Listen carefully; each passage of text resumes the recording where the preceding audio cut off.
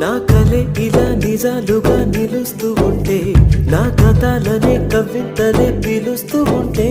ఈ వరాలుగా ఉల్లాసమే కురుస్తూ ఉంటే, పెదవికి చంప తగిలిన చోట పరవశమేదో తోడవుతుంటే, పగలే అయినా